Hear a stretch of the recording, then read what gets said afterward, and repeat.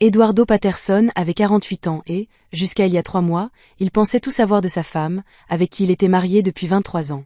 Il se trompait lourdement.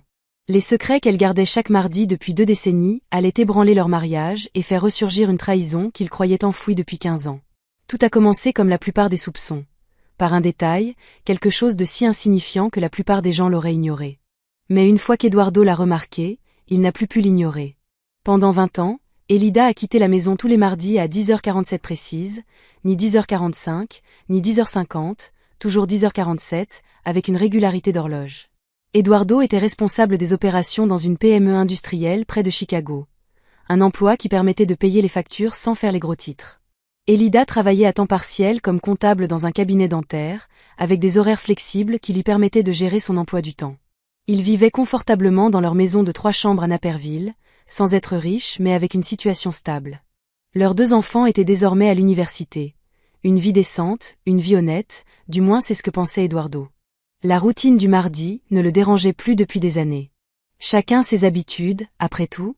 Elida expliqua qu'elle faisait des courses, allait au supermarché, déjeunait de temps en temps avec sa sœur, des choses normales. Depuis la pandémie, il travaillait plus souvent de chez lui, et c'est à ce moment-là qu'il a commencé à remarquer la précision de ses gestes. Tous les mardis à 10h47, sans exception, elle prenait son sac, consultait son téléphone et disparaissait pendant exactement 2h13. Il l'avait chronométré sans même s'en rendre compte, son cerveau de chef de projet repérant automatiquement les schémas. Au début, Eduardo se sentait ridicule d'y prêter attention. C'était Elida, son Elida, la femme qu'il avait soutenue lors du décès de son père, lors de son licenciement en 2015, lors du problème de santé de leur fille, la femme qui lui glissait encore des petits mots dans son sac à lunch et se souvenait de la façon dont il aimait son café. Mais quelque chose le tracassait, quelque chose qu'il n'arrivait pas à nommer. Puis vint ce mardi matin qui changea tout. C'était début novembre, et il faisait un froid inhabituel pour l'Illinois. Eduardo s'était mis en arrêt maladie, souffrant d'une véritable gastro-entérite qui l'avait empêché de dormir presque toute la nuit. Elida avait été aux petits soins pour lui apportant du soda au gingembre et des biscuits, et prenant sa température. Vers 10h30, elle entra dans la chambre, déjà vêtue de son joli jean et du cardigan bleu marine qu'il lui avait offert à Noël dernier. « Je sors un instant, chérie, dit-elle d'un ton désinvolte. Tu as besoin de quelque chose pendant mon absence. Eduardo secoua la tête, la regardant depuis le lit. Où vas-tu? La question resta en suspens une demi-seconde de trop. Le sourire d'Elida n'atteignit pas tout à fait ses yeux. Des courses, comme d'habitude. Quelles courses habituelles? Eduardo. Elle rit, mais son rire sonnait faux. Depuis quand me poses-tu des questions sur mes courses? Je ne te pose pas de questions, je te demande. Banque, poste, peut-être un café. Elle l'embrassa sur le front. Je serai de retour vers 13h. Elle est partie à 10h47. C'est exact. Eduardo resta allongé là pendant 10 minutes, l'estomac noué par quelque chose qui n'avait rien à voir avec la grippe. La banque. Elle avait dit la banque, mais tous leurs comptes étaient désormais en ligne.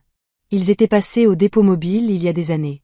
À sa connaissance, Elida n'avait pas mis les pieds dans une agence bancaire depuis des années. Pourquoi y allait-elle tous les mardis? Il se leva prudemment, les jambes tremblantes. Par la fenêtre de sa chambre, il vit la Honda CR-V argentée d'Elida quitter l'allée. Quelque chose clochait. Quelque chose clochait depuis longtemps, et il était trop à l'aise, trop confiant pour s'en apercevoir. Eduardo prit son téléphone et ouvrit l'application de leur banque. Compte courant joint, activité normale, courses, factures, rien d'inhabituel. Compte épargne, stable, rien d'inhabituel. Il a ensuite vérifié leur relevé de carte de crédit, en parcourant les transactions des dernières semaines. Tout semblait normal. Des achats habituels, des montants raisonnables, rien qui puisse laisser penser à une liaison, un problème de jeu caché ou quoi que ce soit d'autre qui alimentait son imagination. Mais si tout était normal, pourquoi avait-il cette sensation d'angoisse? Il repensa aux paroles de son frère, 5 ans plus tôt, lors d'un barbecue familial après avoir trop bu. Tu as de la chance qu'Elida soit si stable. Mon ex-femme avait une carte de crédit secrète que je n'ai découverte qu'au moment du divorce. 23 000 $ de dette. Vous imaginez? Eduardo se souvenait d'avoir pris la chose à la légère, d'avoir défendu Elida, affirmant qu'elle ne ferait jamais une chose pareille. Et il l'avait cru, il y croyait encore. Elida n'était pas imprudente. Elle était pragmatique, organisée et méthodique. C'était une des choses qu'il avait toujours appréciées chez elle. Mais les personnes méthodiques ne prennent pas la voiture tous les mardis, pendant 20 ans sans raison particulière. Si vous aimez les histoires de secrets de famille choquants, de trahisons cachées et de vérités cruelles qui brisent les mariages, aimez cette vidéo et abonnez-vous à la chaîne dès maintenant. De nouvelles histoires inédites, plus captivantes les unes que les autres, sont publiées chaque jour. Dites-moi d'où vous regardez et ce qui est intéressant dans votre ville. Eduardo a pris une décision. Peut-être était-ce la fièvre qui le rendait imprudent. Peut-être était-ce 23 ans de confiance bâtie qu'il fallait confirmer. Ou peut-être était-ce cette petite voix terrible au fond de lui qui lui murmurait depuis des mois que quelque chose clochait. Il allait la suivre mardi prochain. La semaine s'éternisa. Eduardo est allé travailler, est rentré, a dîné avec Elida, a regardé la télévision à côté d'elle sur le canapé. Tout était normal. Elida était Elida. Chaleureuse, attentive, parfois distraite par son téléphone, mais pas plus que d'habitude. Ils parlèrent des examens de psychologie de leur fils, du nouveau petit ami de leur fille, de la fuite au sous-sol qu'il fallait réparer, de la vie ordinaire, d'un mariage ordinaire. Mais Eduardo n'arrivait pas à se sortir de la tête les mardis. Il a commencé à être plus attentif. Mercredi, Elida a mentionné qu'elle devait renouveler son permis de conduire. Jeudi, elle s'est plainte du prix du fioul. Vendredi soir, ils sont allés dîner dans leur restaurant italien préféré, partageant une bouteille de vin et riant du couple à la table voisine, visiblement en plein premier rendez-vous catastrophique. Elida lui tenait la main par-dessus la table, son pouce traçant des cercles dans sa paume, comme elle le faisait depuis le début de leur relation. « Ça va ?» demanda-t-elle. « Tu as l'air bizarre ces derniers temps. »« C'est juste le stress du travail », a menti Eduardo. « Le calendrier du nouveau projet est infernal. »« Tu travailles trop », dit-elle en lui serrant la main. « Promets-moi de lever le pied. » Il le promit, et se détesta d'avoir menti. Lundi soir, Eduardo dormit à peine. Allongé près d'Elida, il écoutait sa respiration régulière, observant le mouvement de ses épaules dans l'obscurité. Qui était cette femme? La connaissait-il vraiment? Ou avait-il traversé leur mariage comme un somnambule, prenant la loyauté pour la vérité? Mardi matin arriva froid et gris. Eduardo a appelé son assistant à 7h30, prétextant qu'il devait travailler de chez lui pour la journée. Un client avait appelé et exigeait du calme et de la confidentialité. Ce n'était pas tout à fait un mensonge. Il avait des appels prévus, mais il les a déplacés à l'après-midi. Elida leur a préparé le petit déjeuner, des œufs brouillés et des toasts, tout en discutant d'une vidéo TikTok amusante que leur fille lui avait envoyée. Elle portait des vêtements différents de d'habitude. Pas sa tenue habituelle pour faire des courses, leggings et sweatshirt, mais un pantalon foncé et un chemisier bordeaux. De jolis vêtements. Des vêtements qu'on porte quand on veut avoir une allure soignée. « Tu es très jolie », dit Eduardo en essayant de garder un ton neutre. « Cette vieille chose », rit Elida. « J'ai un déjeuner avec Linda tout à l'heure. » Elle ne voulait pas avoir l'air négligé. Linda. Sa sœur. Ça semblait plausible. Ou pas. Eduardo réalisa qu'il n'avait pas parlé à Linda depuis des semaines. Voire des mois. À 10h45, Eduardo se trouvait dans son bureau, placé de manière à avoir une vue sur l'allée depuis la fenêtre. Son ordinateur portable était ouvert sur une feuille de calcul qu'il ne lisait pas vraiment. Ses clés de voiture étaient dans sa poche. Son cœur battait la chamade. 10h47, pile à l'heure. Elida sortit par la porte d'entrée, son sac à main en bandoulière, son téléphone à la main. Elle monta dans son CR-V, sortit de l'allée en marche arrière et prit la direction de l'est, vers le centre-ville de Naperville. Eduardo attendit exactement 90 secondes. Puis il prit sa veste et la suivit. Il gara 3 voitures derrière lui, se sentant à la fois ridicule, digne d'un film et terrifié. C'était sa femme, sa compagne, la mère de ses enfants, et le voilà à la suivre comme un détective privé dans un nanar. Mais il ne pouvait s'arrêter. Pas maintenant. Pas alors qu'il était si près de comprendre ce qui se passait tous les mardis depuis 20 ans. La voiture d'Elida tourna sur Washington Street, puis sur Jefferson Avenue. Le pouls d'Eduardo s'accéléra. Elle se dirigeait vers le centre-ville, en direction du quartier commerçant, près de l'ancien palais de justice. Elle dépassa l'épicerie, puis le café où elle prétendait avoir rendez-vous avec Linda, continua sa route, puis s'arrêta. Dans un parking qu'Eduardo connaissait bien. Trop bien. La First National Bank. Elle disait la vérité. Elle allait vraiment à la banque. Mais pourquoi? Eduardo se gara de l'autre côté de la rue, devant une sandwicherie, se positionnant de manière à pouvoir observer l'entrée de la banque sans se faire remarquer. Elida sortit de sa voiture, rajusta son chemisier et entra, sans se presser ni être nerveuse, comme si elle avait fait cela 1000 fois auparavant, car c'était le cas, tous les mardis, depuis 20 ans. Eduardo regarda sa montre. 11h02. Il lui laissait 20 minutes. Si elle était sortie dans 20 minutes, ce n'était peut-être rien. Elle avait peut-être une explication parfaitement rationnelle. Il était peut-être paranoïaque et stupide, et il lui devrait des excuses monumentales, mais quelque chose lui disait que 20 minutes ne suffiraient pas. Il avait raison. 45 minutes passèrent, puis 1 heure. Eduardo, assis dans sa voiture, observait l'entrée de la banque, son esprit vagabondant à travers différentes possibilités. Était-elle en train de retirer de l'argent? De retrouver quelqu'un? De travailler avec un banquier sur un compte secret? La partie rationnelle de son cerveau insistait sur le fait qu'il devait y avoir une explication plausible. L'autre partie, celle qui se souvenait de son hésitation lorsqu'il lui avait demandé où elle allait, n'en était pas si sûre. À 12h17, Elida sortit de la banque, mais elle n'était pas seule. Un homme marchait à ses côtés, grand, la cinquantaine peut-être, les cheveux argentés et vêtu d'un élégant costume anthracite. Ils ne se touchaient pas, mais leur langage corporel, la façon dont ils se penchaient légèrement l'un vers l'autre, la synchronisation de leurs pas, tout cela glaçait le sang d'Eduardo. Ils restèrent encore 1 minute devant l'entrée de la banque, à discuter. Elida rit à une remarque de l'homme, sa main effleurant brièvement son bras. Le geste semblait naturel, familier, comme s'ils se connaissaient depuis toujours. Puis Elida lui serra la main, d'un geste professionnel et formel, et regagna sa voiture. L'homme la regarda partir avant de se diriger vers une berline Mercedes noire garée près de l'entrée. Les mains d'Eduardo tremblaient. Il s'efforça de respirer lentement, de réfléchir clairement. Cela ne signifiait pas forcément ce que cela paraissait. Peut-être n'était-ce qu'un employé de banque, un conseiller financier, quelqu'un qui l'aidait dans une affaire quelconque, une opération bancaire légitime nécessitant des rendez-vous tous les mardis depuis 20 ans. Même pour lui, cela paraissait absurde. La voiture d'Elida quitta le parking et reprit la direction de leur quartier. Eduardo ne la suivit pas. Pas encore. Au lieu de cela, il observa l'homme aux cheveux argentés monter dans sa Mercedes. L'homme resta assis un instant, les yeux rivés sur son téléphone, puis démarra dans la direction opposée. Eduardo prit alors une autre décision impulsive. Il suivit la Mercedes. Ils roulèrent pendant 15 minutes, quittant le centre-ville de Naperville pour se diriger vers les banlieues plus huppées. Les quartiers devenaient plus agréables, les maisons plus grandes, les pelouses plus soignées. Finalement, la Mercedes s'engagea dans l'allée d'une vaste demeure de style colonial, située dans un quartier résidentiel huppé. Eduardo était passé devant une centaine de fois sans jamais y entrer, dans ce genre de quartier où les maisons se vendaient à partir d'1 million de dollars. L'homme sortit, prit une mallette sur le siège passager et entra dans la maison comme si elle lui appartenait.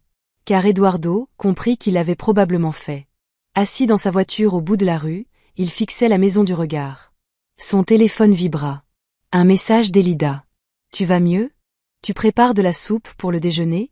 Je t'aime. » Il n'a pas pu répondre. Il a donc consulté le registre foncier du comté sur son téléphone. L'adresse y était enregistrée au nom de Léon Thornton, propriétaire depuis 2003. Profession, promoteur immobilier commercial. Valeur estimée du bien, 1,4 million de dollars. Propriétaire, Léon Thornton. Ce nom ne disait rien à Eduardo. Il n'avait jamais entendu Elida mentionner quelqu'un portant ce nom. Pourtant, il se retrouvait à cette banque tous les mardis depuis des années. Il devait y avoir un lien entre eux. La question était de savoir comment et pourquoi. Eduardo rentra chez lui en voiture, hébété, son esprit cherchant en vain des explications innocentes. Quand il arriva en voiture, celle d'Elida était déjà garée. Il sentait la soupe par la porte d'entrée, la recette de sa mère, du poulet et des légumes, le plat réconfortant qu'elle lui préparait quand il était malade. Elle l'accueillit avec un sourire. « Te voilà enfin. Je commençais à m'inquiéter. Comment vas-tu? » « Mieux, » répondit Eduardo. « J'avais juste besoin de prendre l'air. »« Dans ta voiture ?» Elida plissa légèrement les yeux. « Je t'ai vu partir. J'ai fait le tour du pâté de maison plusieurs fois. Ça a atténué les nausées. » C'était un mensonge éhonté.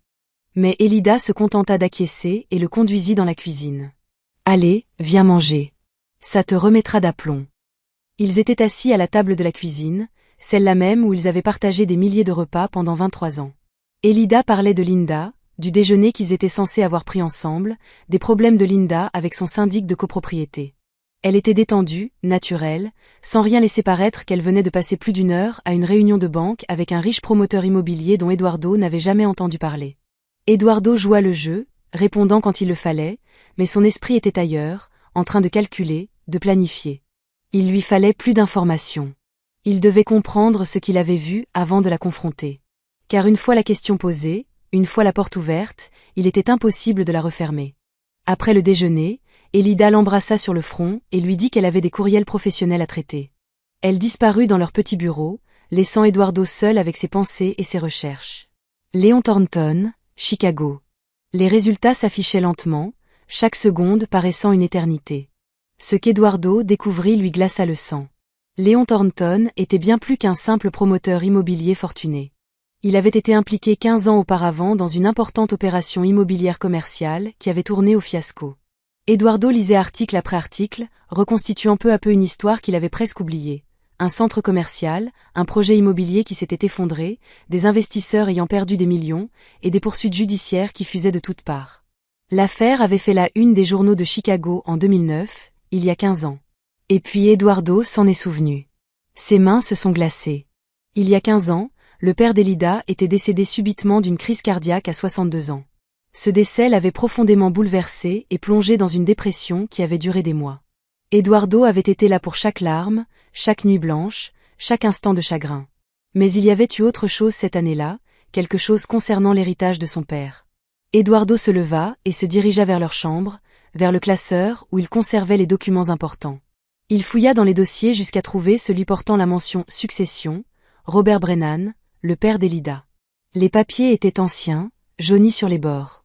Eduardo les parcourut du regard, cherchant quelque chose qui lui avait échappé la première fois. La plupart des opérations étaient classiques. Transfert de propriété, versement de l'assurance vie, distribution des comptes de retraite à Elida et sa sœur. Rien d'inhabituel. Il la trouva alors, une simple feuille glissée entre les deux dernières pages, un billet à ordre signé par Robert Brennan, daté de mars 2008, d'un montant de $185 000. Établi à l'ordre de Léon Thornton, le papier tremblait entre les mains d'Eduardo, qui s'effondra sur le lit. Son beau-père devait $185 000 à Léon Thornton, et d'après la date, il semblait que cette dette était liée au projet de centre commercial qui avait fait faillite. Robert Brennan était un investisseur, l'un de ceux qui avaient tout perdu, mais il avait signé un billet à ordre, ce qui signifiait qu'il avait emprunté de l'argent à Thornton, personnellement. Il mourut moins d'un an plus tard, laissant Elida et Linda gérer les conséquences. Soudain, les mardis prirent un sens terriblement clair. Elida remboursait la dette de son père depuis 20 ans.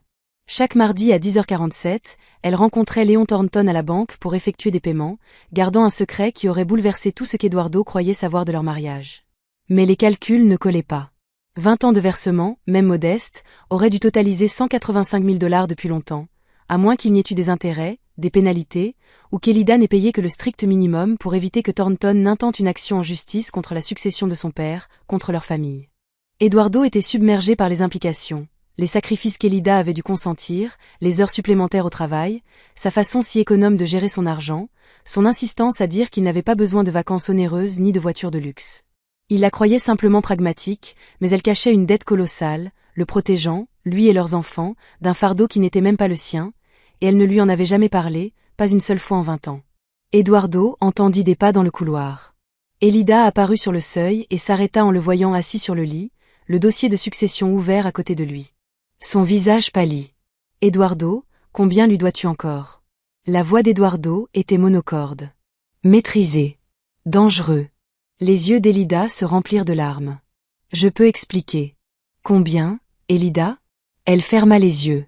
Lorsqu'elle les rouvrit, quelque chose s'était brisé derrière elle, quelque chose qui retenait le poids de 20 ans. $47 000. Le chiffre planait entre eux comme une lame de guillotine. Après 20 ans, dit lentement Eduardo, après tous ces mardis, toutes ces heures, tous ces paiements, tu lui dois encore $47 000. Elida hocha la tête, les larmes ruisselant sur ses joues. Le taux d'intérêt. Mon père, Eduardo, était désespéré. Les conditions étaient abusives, un taux d'intérêt annuel de 22%. Je lui verse $3 000 par mois depuis 20 ans, et je n'ai quasiment pas remboursé le capital. Eduardo a fait le calcul, $3 000 par mois pendant 20 ans. Cela représentait $720 000. Elle avait versé $720 000 à Léon Thornton et lui devait encore $47 000 sur une dette initiale de $185 000. 750 000 dollars. Disparu. Et Eduardo ne l'avait jamais su. Pourquoi ? Le mot sortit de sa bouche comme un murmure à peine audible. Pourquoi tu ne me l'as pas dit ? Parce que j'avais honte. La voix d'Elida se brisa. Parce que mon père a pris une décision stupide et que je ne pouvais pas laisser notre famille tout perdre. Thornton a menacé de poursuivre la succession, de saisir la maison de mes parents et de s'en prendre à Linda. Je ne pouvais pas laisser faire ça. Alors j'ai passé un accord avec lui. 20 ans de paiement. Je m'en serais occupé moi-même. En me mentant pendant 20 ans? En te protégeant, cria Elida, avant de baisser aussitôt la voix. Tu venais d'être licencié quand tout a commencé. On avait 2 jeunes enfants, un crédit immobilier. Je travaillais à temps partiel. Si je t'avais parlé de cette dette, qu'aurais-tu fait? Tu aurais essayé de la régler. Tu aurais ponctionné les fonds destinés aux études de nos enfants, notre retraite, tout ce que nous étions en train de construire. Je ne pouvais pas te laisser faire ça. Alors tu l'as fait à ta place. Tu as sacrifié 20 ans de ta vie, 3/4 million de dollars et notre confiance. Pourquoi? Elida s'est approchée du lit et s'est assise à côté de lui, mais pas assez près pour le toucher. Ils restèrent longtemps silencieux, accablés par le poids de 20 ans. Je dois tout savoir, finit par dire Eduardo. Plus de secrets, plus de mensonges. Raconte-moi toute l'histoire, depuis le début. Elida prit une inspiration tremblante et commença à parler. Tandis qu'Eduardo écoutait sa femme dévoiler 20 ans de secrets, il comprit que tout ce qu'il croyait savoir de leur mariage reposait sur un silence pesant. La question était désormais de savoir si ce silence pourrait être rétabli, ou si l'accord abusif de Léon Thornton avait détruit bien plus que leur compte en banque. Ils ignoraient tout des plans d'Eduardo, de ce qui mettrait enfin un terme aux 20 ans de prison d'Elida. Léon Thornton n'aurait jamais rien vu venir, car Eduardo Patterson n'était pas un simple directeur des opérations. Il avait consacré toute sa carrière à résoudre des problèmes, à déceler les dysfonctionnements et à exploiter les failles des systèmes. Or, dans le système de prêt usuraire de Léon Thornton, ce système était truffé de lacunes. Eduardo avait juste besoin de les retrouver. L'histoire d'Elida se déversa par bribes, 20 ans de secrets se déversant entre eux sur leur lit. Eduardo écoutait sans l'interrompre, son esprit mémorisant chaque détail, chaque date, chaque instant où sa femme avait porté un fardeau qui, pensait-elle, anéantirait leur famille s'ils le savaient. Tout avait commencé en mars 2009, 3 semaines après les funérailles de Robert Brennan.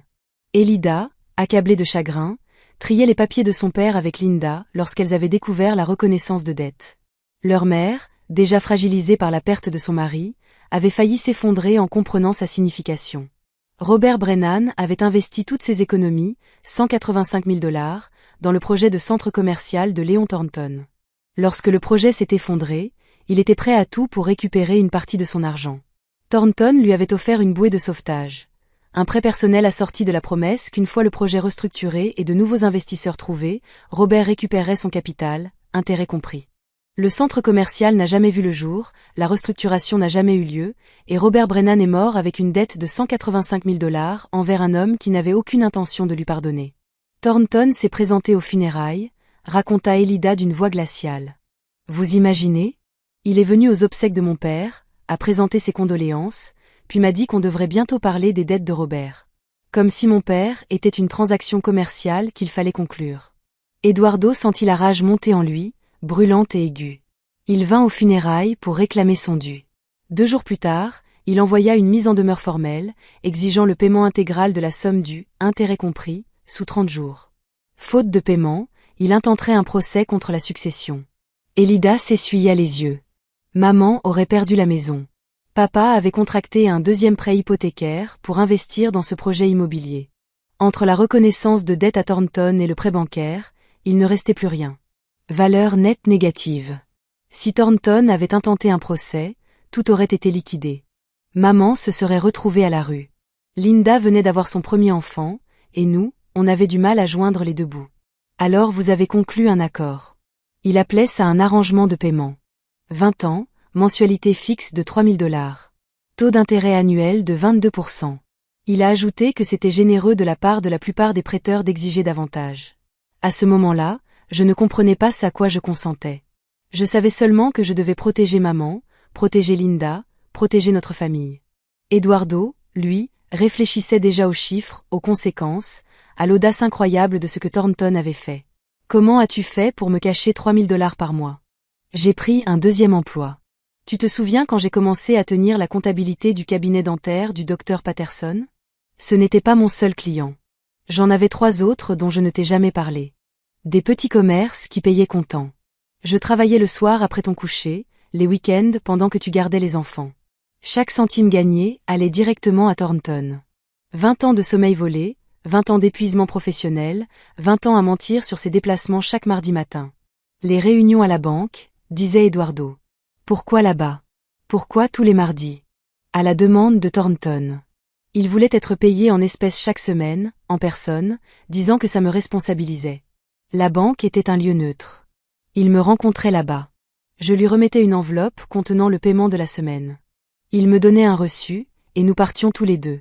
$1200 par semaine, tous les mardis, comme sur des roulettes. Pendant 20 ans, Alita acquiesça. Je pensais pouvoir rembourser plus vite. Je pensais qu'en travaillant suffisamment, en gagnant assez d'argent, je pourrais tout rembourser en 10 ans, peut-être 15. Mais les intérêts continuaient de tout grignoter. L'an dernier, j'ai enfin remboursé suffisamment pour que les intérêts se stabilisent. J'y suis presque. Encore 18 mois, et c'est fini.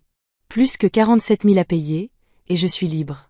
Eduardo se leva et fit les 100 pas dans la chambre. Sa femme vivait prisonnière des dettes depuis 20 ans, et il n'en avait absolument pas conscience. Chaque fois qu'il avait suggéré de s'offrir des vacances de rêve, chaque fois qu'il avait voulu changer de voiture ou rénover la cuisine, Alita l'avait gentiment ramené vers des choix plus pragmatiques. Il la croyait simplement raisonnable.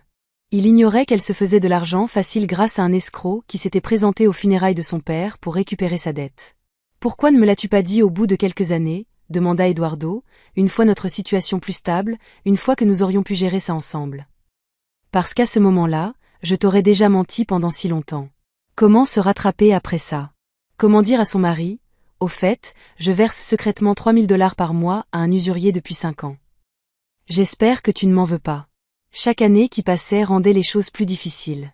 Et chaque année, je me disais que j'y étais presque. Encore quelques années, encore un petit peu, et j'aurais pu m'en occuper moi-même. Alita leva les yeux vers lui, le visage strié de larmes. Je sais que j'aurais dû te le dire. Je sais que j'ai eu tort de te cacher ça. Mais Eduardo, il faut que tu comprennes. Je l'ai fait parce que je t'aime, parce que je ne supportais pas l'idée que ça nous détruise. Au lieu de cela, tu t'es laissé détruire. Le silence qui suivit était assourdissant. Eduardo s'approcha de la fenêtre et contempla leur rue de banlieue tranquille. Des maisons abordables, des voitures abordables, une vie raisonnable. Chacun jouait selon des règles raisonnables. Sauf Léon Thornton, qui ne jouait selon aucune autre règle que les siennes. Il a bâti sa maison à $1 million sur le dos de gens comme Robert Brennan et Alita Patterson. Des gens qui lui faisaient confiance, qui croyaient en lui et qui ont payé cette confiance de leurs économies, de leur temps, de leur vie. Je veux voir les preuves, a finalement déclaré Eduardo. Chaque reçu, chaque justificatif de paiement, chaque document que Thornton vous a remis. Pouvez-vous les récupérer? Alita hésita. Pourquoi? Parce que je ne vous laisserai pas en faire 18 autres. Paiement. Je ne laisserai pas ce salaud prendre un seul centime de plus à notre famille. Eduardo se tourna vers elle. Vous avez mené ce combat seul pendant 20 ans. Cela prend fin aujourd'hui. Désormais, nous luttons ensemble. Quelque chose changea dans l'expression d'Alita. De l'espoir, peut-être. Ou de la peur. Peut-être les deux. Elle se dirigea vers le placard et prit une boîte à chaussures sur l'étagère du haut. À l'intérieur se trouvaient des centaines de petits reçus, tous écrits à la main de la même belle écriture, datés et signés par Léon Thornton. 20 ans de preuves, soigneusement conservés. Eduardo a examiné les reçus. Chaque mardi, $1200 étaient encaissés et enregistrés. Il a sorti son ordinateur portable et s'est mis à créer un tableau, y saisissant date et montant, calculant les intérêts réellement payés par rapport à ceux qui auraient dû l'être pour un prêt légitime. Les chiffres révélaient une réalité qui l'a mis hors de lui. Si ce n'est pas déjà fait, abonnez-vous à cette chaîne, car la fin de cette histoire est tout simplement hallucinante. N'hésitez pas à laisser un commentaire ci-dessous pour me dire ce que vous pensez qu'Eduardo devrait faire ensuite. La semaine suivante, Eduardo est devenu obsédé. Il a pris des jours de congé, prétextant une urgence familiale qui n'était pas tout à fait un mensonge. Il a élaboré des modèles financiers détaillés, étudié la législation de l'Illinois sur l'usure et analysé en profondeur l'historique des affaires de Léon Thornton. Il a découvert un schéma qui dépassait largement le cadre du père d'Alita. Thornton mettait en œuvre ce système frauduleux depuis des décennies. Ce projet de centre commercial raté n'était qu'un exemple parmi tant d'autres de projets ayant échoué dans des circonstances mystérieuses. À chaque fois, les petits investisseurs perdaient tout, tandis que Thornton empochait de l'argent et de nouvelles opportunités de proposer des financements privés à des personnes désespérées qui tentaient de récupérer leurs pertes étaient d'une cruauté élégante. créer la crise puis en tirer profit en proposant des solutions qui n'en étaient pas, mais simplement différentes versions du même piège. Eduardo découvrit cette autre poursuite intentée contre Thornton au fil des ans, toute réglée à l'amiable avec des accords de confidentialité. Il découvrit des plaintes auprès du Better Business Bureau, qui n'avaient abouti à rien. Il découvrit un schéma de prêts abusifs déguisé en assistance amicale, avec des taux d'intérêt qui auraient dû être illégaux, mais qui étaient structurés avec suffisamment d'habileté pour contourner les failles de la loi de l'État. Et il découvrit autre chose, quelque chose qui le fit sourire pour la première fois depuis des jours. Léon Thornton faisait actuellement l'objet d'une enquête du département de la réglementation financière et professionnelle de l'Illinois, non pas pour les anciens prêts, qui étaient techniquement légaux, bien que moralement répréhensibles, mais pour une nouvelle activité de prêt commercial qu'il avait lancée en 2022. Quelqu'un avait déposé une plainte pour pratique trompeuse et les régulateurs de l'État constituaient discrètement un dossier. Eduardo prit son téléphone et appela le numéro indiqué pour l'enquêteur chargé de l'affaire. L'appel a abouti sur la messagerie vocale. Il a laissé un message détaillé expliquant son identité et qu'il possédait des documents relatifs aux pratiques de prêt de Thornton remontant à 20 ans. Il a ensuite raccroché et attendu. L'appel est revenu 2 heures plus tard. L'enquêtrice s'appelait Jennifer Torres, et elle était très intéressée par ce qu'Eduardo avait à dire. Ils se sont rencontrés le lendemain matin, dans un café du centre-ville de Chicago. Torres, la quarantaine, avait l'air perçante et professionnelle, avec l'assurance de quelqu'un qui avait passé des années à traiter avec des criminels financiers. Monsieur Patterson, dit-elle alors qu'ils s'installaient avec leur café, vous avez mentionné dans votre message que votre femme effectue des paiements à Léon Thornton depuis 2009, soit depuis 2009. J'ai tous les reçus. Eduardo a sorti la boîte à chaussures, chaque paiement y était documenté. 720 000 $ avaient été versés sur une dette initiale de 185 000 $. Elle lui devait encore 47 000 $. Les sourcils de Torres se sont levés. Elle a sorti plusieurs reçus et les a examinés attentivement. Ce sont tous des paiements en espèces. Il insistait pour que tout le monde paie en espèces en personne tous les mardis, ce qui signifie aucun relevé bancaire. Aucune trace écrite, hormis ces reçus manuscrits. Torres sourit, mais ce n'était pas un sourire. C'est la marque de fabrique de Thornton. Des transactions en espèces difficiles à tracer, difficiles à prouver, difficiles à utiliser contre lui. Mais ces reçus. Elle en souleva un à la lumière. C'est de l'or. Monsieur Patterson. C'est exactement ce dont j'ai besoin. Je ne comprends pas. En quoi est-ce différent des autres prêts? Il a été accordé à cause du timing. L'Illinois a modifié ses lois sur l'usure en 2011, comblant plusieurs lacunes que les prêteurs abusifs exploitaient. Le prêt de Thornton à votre beau-père a commencé en 2008, avant ce changement. Mais voilà, il a renouvelé les conditions en 2014. Torres a sorti un des reçus de cette année-là. Voyez cette mention, prêt restructuré conformément à l'accord. C'est un nouveau contrat, ce qui signifie qu'il est soumis aux lois de 2011, et selon ces lois, son taux d'intérêt est illégal. Eduardo sentit quelque chose se déchaîner dans sa poitrine. L'espoir était vif et éclatant. Qu'est-ce que cela signifie? Cela signifie que tous les paiements effectués par votre femme après 2014 concernaient un prêt illégal, ce qui signifie que ces paiements pourraient être considérés comme nuls. Ce qui signifie que Léon Thornton pourrait devoir un remboursement substantiel à votre femme. Torres se pencha en avant, mais j'ai besoin que votre femme témoigne. J'ai besoin qu'elle raconte son histoire officiellement dans le cadre de l'enquête. Peut-elle le faire? Eduardo pensa à Alita, à la honte et à la peur qu'elle portait en elle depuis 20 ans, à la façon dont elle l'avait protégé, lui et leurs enfants, en assumant un fardeau qui n'aurait jamais dû être le sien, au regard dans ses yeux lorsqu'elle lui avait enfin dit la vérité. Elle peut le faire, dit Eduardo. Elle est plus forte que quiconque ne le pense. Torres acquiesça. Alors, faisons tomber ce salaud. Le mardi suivant, Alita ne se rendit pas à la banque pour la première fois en 20 ans. Elle était encore chez elle à 10h47, assise à la table de la cuisine avec Eduardo, buvant du café et attendant que son téléphone sonne. Il sonna à 11h03. Léon Thornton. Léo Hacha. Alita fixa l'écran, les mains tremblantes. Réponds, dit Eduardo au parleur.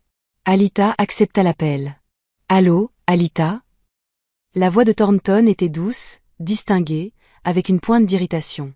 Tu as manqué notre rendez-vous. Tout va bien? Oui, tout va bien, Léon. Je ne te reverrai plus. Pause. Excusez-moi.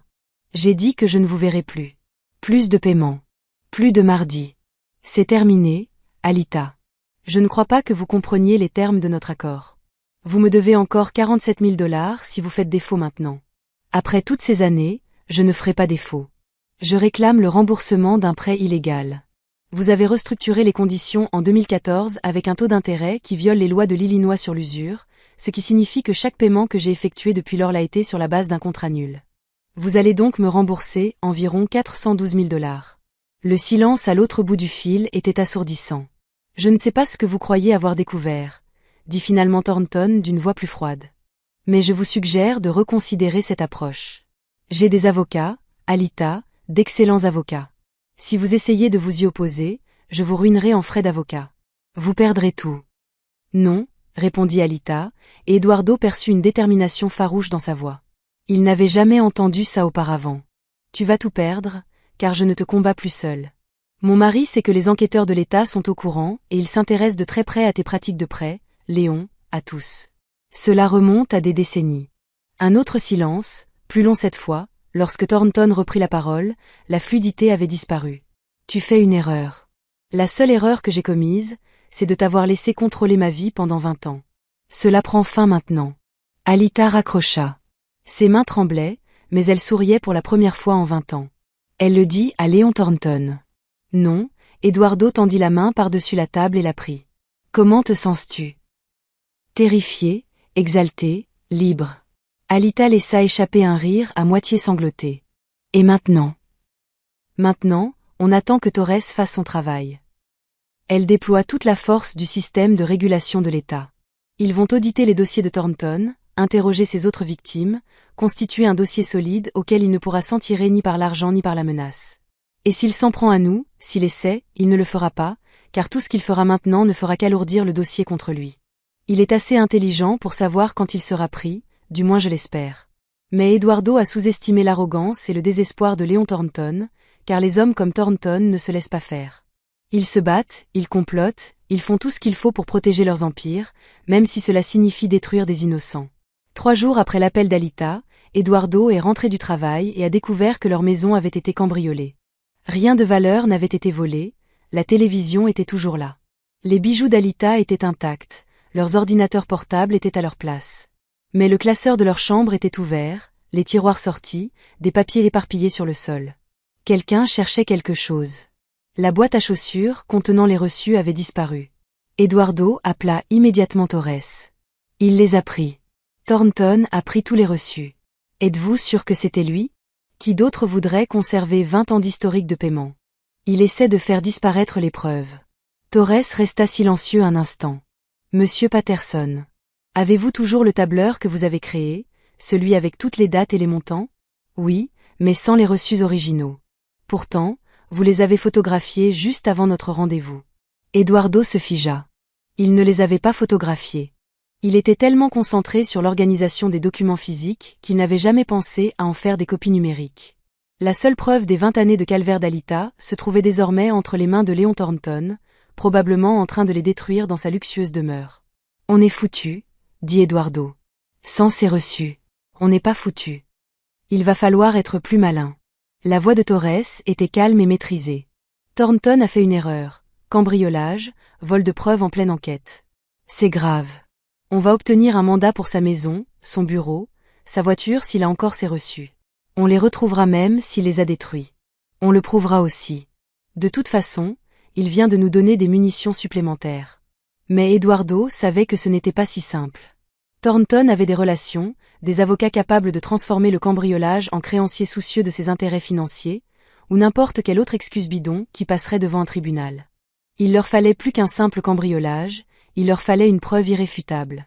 Il fallait que Thornton s'incrimine lui-même, et Eduardo savait exactement comment faire. Torres, dit-il lentement, et si Alita faisait un dernier paiement, un dernier rendez-vous mardi? À quoi penses-tu? Je pense que Thornton a peur en ce moment. Assez peur pour cambrioler notre maison, assez peur pour voler des preuves. Si Alita l'appelle, lui dit qu'elle a changé d'avis, qu'elle veut faire un arrangement pour que ça reste secret, il sautera sur l'occasion. Tu veux porter un micro? Je veux l'enregistrer en train d'avouer ce qu'il a fait, le taux d'intérêt illégal, le prêt restructuré, le cambriolage. Tout pour le faire parler, le mettre à l'aise, le piéger avec ses propres mots. Torres se tut de nouveau. C'est risqué s'il se doute de quelque chose. Il ne se doutera de rien, car Alita sera vraiment terrifiée. Elle n'a pas besoin de faire semblant d'avoir peur de lui. Elle a peur de lui depuis 20 ans. Eduardo regarda Alita, qui avait écouté toute la conversation.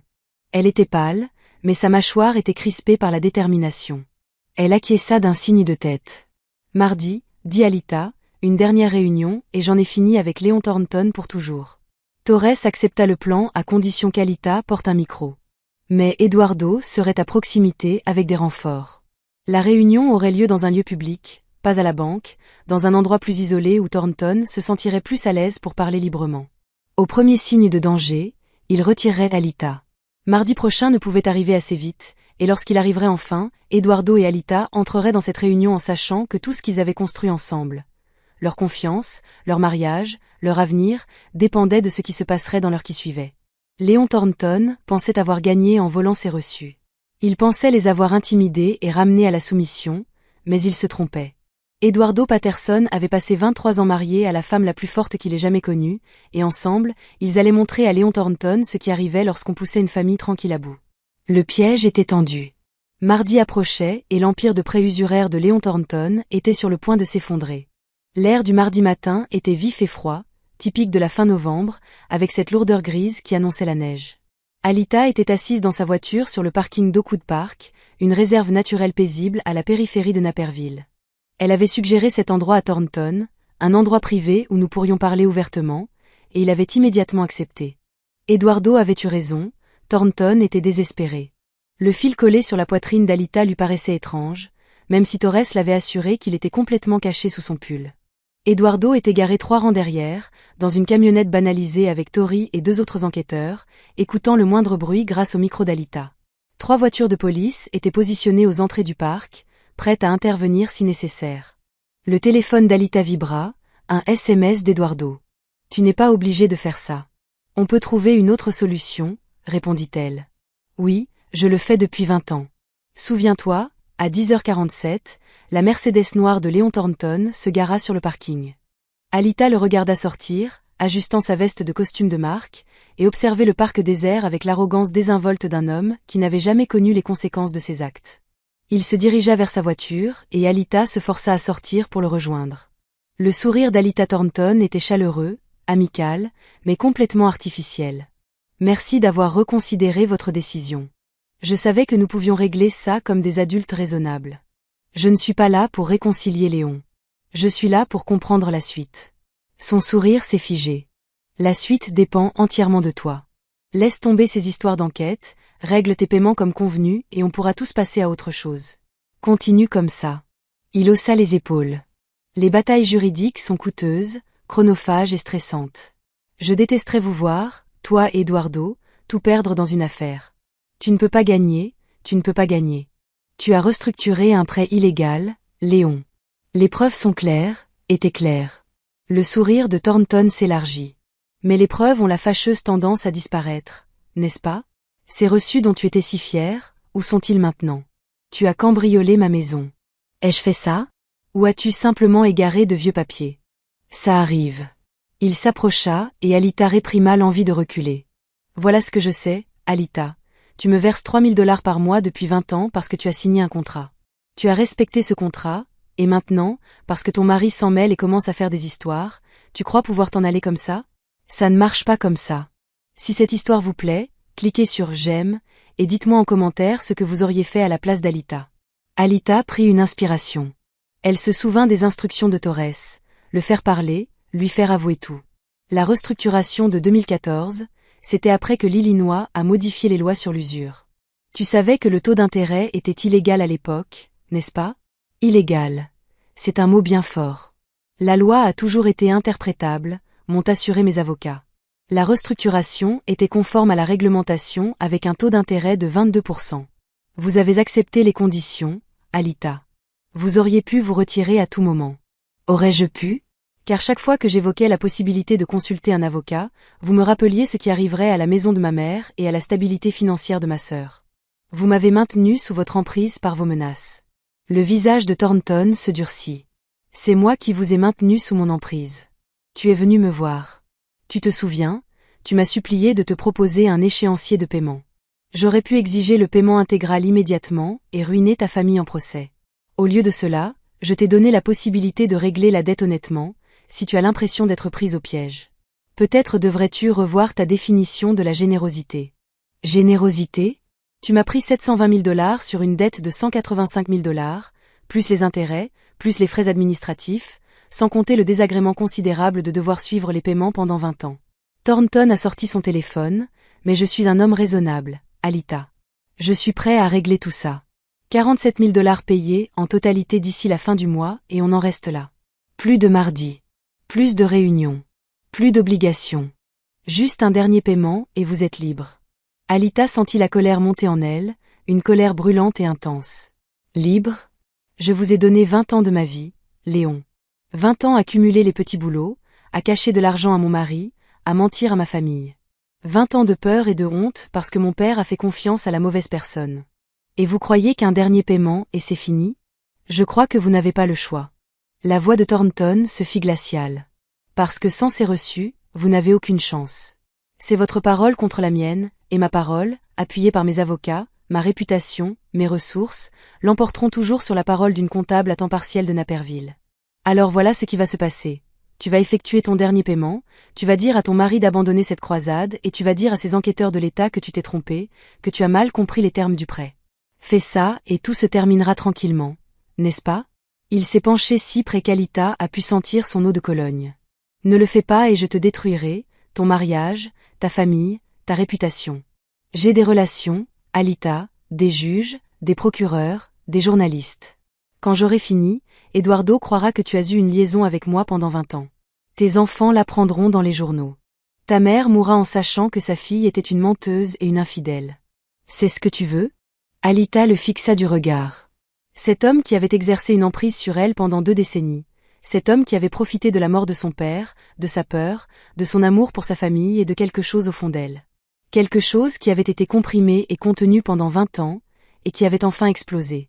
Tu sais quoi, Léon? Tu as raison sur un point. Je n'ai plus les reçus. Vous les avez volés quand vous avez cambriolé ma maison. Mais voilà où vous vous trompez. Alita sourit, et son sourire était sincère. Vous croyez être le seul à pouvoir proférer des menaces. Vous croyez être le seul à avoir des relations. Mon mari a passé les 2 dernières semaines à constituer un dossier contre vous qui va bien au-delà du prêt de mon père. Il a découvert cette autre famille que vous avez escroquée. Il a trouvé des documents attestant de vos agissements sur une période de 30 ans, et il a tout remis au département de la réglementation financière et professionnelle de l'Illinois. Le visage de Thornton pâlit. Vous bluffez, n'est-ce pas? Jennifer Torres vous salue, au passage. Elle s'intéresse beaucoup à vos pratiques de prêt, notamment à la nouvelle opération que vous avez lancée en 2022. Il s'avère que menacer les petits commerçants pour obtenir des prêts abusifs est mal vu par les autorités de régulation, qui savaient que vous n'aviez rien. Aucune preuve. Aucun dossier. Non, j'ai vos aveux. Alita se tapota la poitrine, juste là où le micro était caché. Chaque mot que vous venez de dire, les menaces, le cambriolage, le taux d'intérêt illégal, tout est enregistré et admissible. C'est fini, Léon. Thornton pâlit. Il recula d'un pas, les yeux balayant le parking comme s'il le voyait pour la première fois. La camionnette banalisée, les voitures de patrouille aux sorties, le piège qui se refermait sur lui. Tu m'as tendu un piège. Je t'ai fait dire la vérité. Il y a une différence. Alita éleva légèrement la voix. Vous avez tout compris? Les portes du fourgon s'ouvrirent. Jennifer Torres en sortit, suivie d'Eduardo et de 2 agents en uniforme. Ils traversèrent le parking d'un pas décidé, comme s'ils attendaient ce moment. Léon Thornton, dit Torres en sortant son insigne. Je suis Jennifer Torres, enquêtrice spéciale du département de la réglementation financière et professionnelle de l'Illinois. Nous devons parler de vos pratiques commerciales. Plus précisément, nous devons parler d'effraction, de vol de preuves, d'intimidation de témoins et de près de 30 ans de prêts usuraires. Thornton regarda Alita et pour la première fois depuis leur rencontre, 15 ans plus tôt, elle vit autre chose que de la confiance dans ses yeux. Elle vit de la peur. Vous ne comprenez pas ce que vous avez fait. Il dit calmement, avez-vous la moindre idée du pouvoir de mes amis avocats? Je peux vous embaucher. Vous pensez que c'est fini? Détrompez-vous, ce n'est que le début. Je vous embarquerai dans des procédures judiciaires pendant des années. Vous ne pourrez rien faire. Transcription effectuée par turboscribe.ai. Passez à la version illimitée pour supprimer ce message. Transcription effectuée par turboscribe.ai. Passez à la version illimitée pour supprimer ce message. Je te traînerai en justice pendant des années. Je le ferai, tu ne feras rien, dit Eduardo en s'avançant. Il était resté silencieux jusque-là, laissant Alita savourer l'instant. Mais son ton était si tranchant que Thornton s'interrompit en plein milieu d'une phrase. Parce que vos amis, vos avocats, ils ne vous aideront pas quand l'État portera plainte. Ils ne vous aideront pas non plus quand les autres familles que vous avez lésées se manifesteront. Et ils ne vous seront certainement d'aucune aide quand tous les journalistes de Chicago entendront parler de ce riche promoteur immobilier qui a fait fortune en volant des familles endeuillées. Torres fit un signe de tête aux officiers. Monsieur Thornton, nous allons avoir besoin que vous nous accompagniez. Vous n'êtes pas encore en état d'arrestation, mais nous avons des questions qui nécessitent des réponses. Je vous suggère de coopérer pleinement. Tandis que les agents escortaient Thornton jusqu'à une voiture banalisée, il jeta un dernier regard à Alita. Ce n'est pas fini. Si, murmura Alita. Ils regardèrent la voiture s'éloigner, le visage pâle de Thornton visible à travers la vitre. Alita sentit la main d'Eduardo se glisser dans la sienne, chaude, solide et réelle. Tu as été incroyable, dit-il. J'étais terrifié. Vous l'étiez tous les deux. Il la serra dans ses bras, et Alita se laissa aller contre lui, sentant enfin le poids de 20 ans s'envoler de ses épaules. Torres s'approcha en retirant son casque. Nous avons obtenu tout ce qu'il nous fallait. Les aveux suffisent à eux seuls pour engager des poursuites pénales. Ajoutons à cela le cambriolage, les menaces et les documents rassemblés par votre mari. Elle sourit. Léon Thornton va être très occupé ces prochaines années. Que va-t-il se passer maintenant ? Demanda Alita. Nous allons maintenant constituer le dossier. Interroger les autres victimes identifiées par votre mari. Vérifier les comptes de Thornton. Cela prendra du temps, mais je suis convaincu que nous pouvons prouver l'existence de pratiques de prêt abusives qui s'étendent sur plusieurs décennies. Concernant votre situation, M. Torres a sorti un dossier. D'après les éléments que nous avons découverts, je pense que vous avez droit au remboursement intégral de tous les paiements effectués après la restructuration de 2014. Cela représente environ 412 000 $, et potentiellement plus si nous pouvons prouver la coercition dans le contrat de prêt initial. Alita avait le vertige. Je n'aurais jamais cru revoir cet argent. Croyez-le. Des hommes comme Thornton bâtissent leurs empires en partant du principe que des gens comme vous ne riposteront pas. Vous lui avez prouvé le contraire. Torres a fermé le dossier. Le traitement de l'affaire par les tribunaux prendra du temps. Je vous tiendrai au courant de l'avancement du dossier. En attendant, rentrez chez vous. Passez du temps avec votre famille. Évitez d'aller à la banque le mardi matin. Alita laissa échapper un rire mêlé de soulagement, d'incrédulité et de joie. Je crois que je peux y arriver. Les semaines suivantes s'écoulèrent dans un tourbillon de procédures judiciaires, d'interviews et de reportages. L'affaire a d'abord été révélée par le Chicago Tribune. Un promoteur immobilier fortuné est accusé d'avoir mis en place un système de prêts abusifs pendant des décennies. À la fin de la semaine, tous les grands médias de l'Illinois reprenaient l'information, sous différentes formes. Des journalistes ont campé devant la maison de Thornton, photographiant le panneau « à vendre » installé sur sa pelouse. Sa société immobilière commerciale a perdu 3 contrats importants en quelques jours. Son adhésion à un club de golf a été discrètement révoquée. Mais le moment le plus gratifiant arriva 6 semaines plus tard, lorsqu'Alita et Eduardo, assis dans une salle d'audience du centre de Chicago, virent Léon Thornton comparaître devant un juge pour répondre aux accusations formelles portées contre lui. Usure criminelle, fraude par voie électronique, intimidation de témoins, cambriolage. La liste était longue, chaque chef d'accusation pouvant entraîner des années de prison. Les avocats de Thornton avaient tout tenté. Requête en irrecevabilité, allégation d'irrégularité de procédure, arguments concernant la recevabilité de l'enregistrement. En vain. Les preuves étaient trop accablantes, le schéma trop clair, les aveux trop révélateurs. Le juge a fixé la caution à 500 000 $. Le visage de Thornton, réalisant qu'il devrait liquider tous ses biens pour éviter la prison en attendant son procès, resterait à jamais gravé dans la mémoire d'Alita. Devant le palais de justice, Torres les a pris à part. J'ai des nouvelles. Le procureur propose un accord à Thornton. S'il accepte de rendre sa licence de prêteur, de rembourser intégralement toutes les victimes identifiées et d'accepter une peine de prison avec sursis et 5 ans de mise à l'épreuve, les charges les plus graves seront abandonnées. Qu'est-ce que cela signifie pour nous ? Demanda Eduardo. Cela signifie que vous récupéreriez votre argent plus rapidement, soit la totalité des 412 000 $ plus les 47 000 $ de dettes restantes que vous n'avez jamais dues. Un total de 459 000 $. Le dossier serait traité en 60 jours au lieu d'attendre des années la fin d'un procès pénal. Alita regarda Eduardo. Ils évoquèrent cette possibilité, le choix entre la punition maximale et une réparation raisonnable. Et les autres familles ? Elles recevraient toute une indemnisation complète, elles aussi. Au total, 8 familles ont été aidées, et près de 2 millions de dollars ont été restitués. Thornton serait ruiné, mais éviterait la prison. Si nous refusons l'accord, nous irons en procès. Cela pourrait prendre 2 ans, voire plus. Thornton risque la prison, mais le recouvrement des fonds deviendrait alors beaucoup plus complexe. Ces biens pourraient être bloqués indéfiniment par les procédures d'appel. Alita pensa à Léon Thornton en prison. Elle pensa à la satisfaction qu'elle avait éprouvée à le voir derrière les barreaux. Puis elle pensa aux autres familles. Des personnes, victimes comme elle, attendent depuis des années une justice qui ne viendra peut-être jamais pleinement. Acceptez l'accord, a dit Alita. Le plus important, c'est que tout le monde récupère son argent. Torres acquiesça. Je préviendrai le procureur, vous faites le bon choix. 2 mois plus tard, un mardi matin, le moment semblait d'une justesse cosmique. Alita a reçu un virement de 459 000 dollars. Assis à la table de la cuisine, Eduardo et elle fixaient leur application bancaire, voyant ce montant, qui leur paraissait impossible, devenir réalité. « Qu'est-ce qu'on en fait ?» demanda Alita. Eduardo y avait déjà pensé.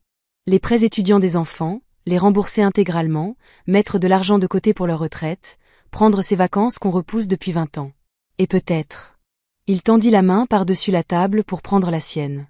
On pourrait peut-être utiliser une partie de cet argent pour aider d'autres personnes prises au piège dans des situations similaires à la vôtre, des familles aux prises avec des prêteurs abusifs, des gens qui ignorent leurs droits.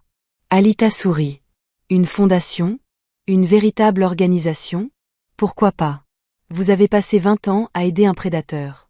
Vous pouvez désormais consacrer les 20 prochaines années à aider ses victimes. L'idée a rapidement fait son chemin. En 6 mois, la Fondation Brennan pour la justice financière a été officiellement créée. Financée en partie par les dédommagements versés à Alita et en partie par des dons des autres familles victimes de Thornton, ils ont engagé des avocats pour offrir des consultations gratuites aux personnes confrontées à des prêts suspects. Ils ont également mis en place des programmes éducatifs sur la littératie financière et les signes avant-coureurs de prêts abusifs. Ils ont collaboré avec Torres et d'autres enquêteurs de l'État pour identifier et signaler d'autres stratagèmes avant qu'ils ne puissent piéger des familles comme Thornton l'avait fait avec les Brennan. Alita s'est découvert un don pour cela.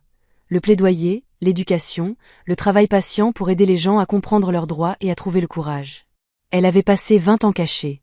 Désormais, elle prenait la parole devant des associations, des églises et des assemblées scolaires pour raconter son histoire et s'assurer que les autres sachent qu'ils n'étaient pas obligés de porter leur fardeau seuls. Quant à Léon Thornton, l'accord de plaidoyer lui a permis d'éviter la prison. Mais sa vie, telle qu'il la connaissait, était terminée. Son empire immobilier s'était effondré. Son manoir avait été vendu à perte pour couvrir les indemnités. Sa réputation était irrémédiablement ruinée. D'après les dernières nouvelles d'Eduardo, Thornton travaillait comme vendeur dans une concession automobile à Rockford, vivait dans un 2 pièces et conduisait une berline de 10 ans. Non pas la prison, mais une autre forme de châtiment, l'humiliation quotidienne d'une vie ordinaire après des décennies d'impunité.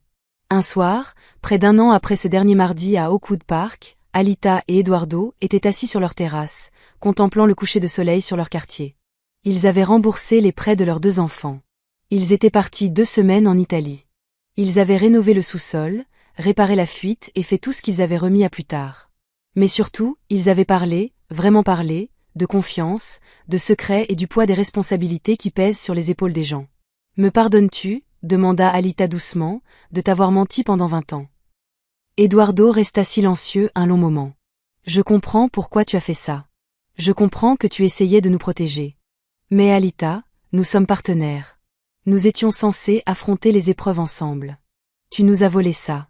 Je le sais, mais je sais aussi que tu as porté un fardeau impossible avec une grâce et une force que je ne peux même pas imaginer. Tu as protégé notre famille quand tu pensais que je ne le pouvais pas accepter la vérité. Cela n'excuse pas le mensonge, mais le rend compréhensible. » Il se tourna vers elle. « Alors oui, je te pardonne, à condition que tu promettes de ne plus me cacher de secrets, de ne plus me dissimuler les dures vérités. Désormais, nous affronterons tout ensemble. » Marché conclu. Alita posa sa tête sur son épaule. « Je suis désolée d'avoir mis autant de temps à te faire confiance. Je suis désolée de ne pas avoir été plus attentif. J'aurais dû remarquer que tu étais en difficulté. Tu l'as remarqué au moment opportun. C'est ce qui compte. » Ils restèrent assis dans un silence paisible, observant le ciel passer de l'orange au violet, puis au bleu profond. Quelque part à Naperville, d'autres familles dînaient, menant leur vie ordinaire, tout en dissimulant leurs difficultés.